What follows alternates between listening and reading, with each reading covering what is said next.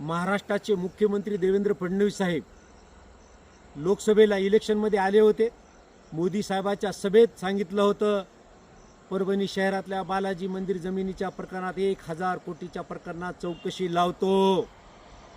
मी देवेंद्र फडणवीस साहेबाला देवावर विश्वास देवेंद्रजीवर आहे. मला देवेंद्र फडणवीस साहेबांनी सांगितलं काय काय मला सांग.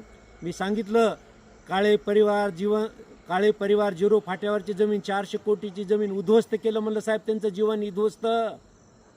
आसाराम बापूचं जमिनीचं प्रकरण 23 वर्षाचा फेर रद्द केला परभणी जिल्ह्यातल्या चोरानं.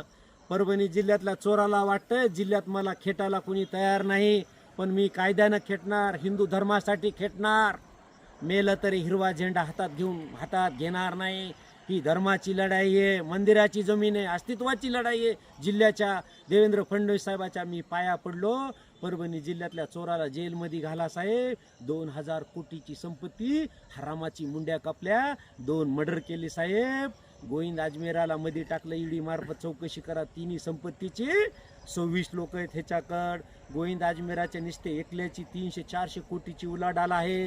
बालाजी मंदिर, आसाराम बापू, काळे परिवार, परभणी जिल्ह्याचा सत्तेनाश केला या चोरानं. हे सत्तेनाश ह्याला जेलमध्ये घातल्याशिवाय जिल्ह्याचा विकास होणार नाही. जय श्रीराम, जय श्री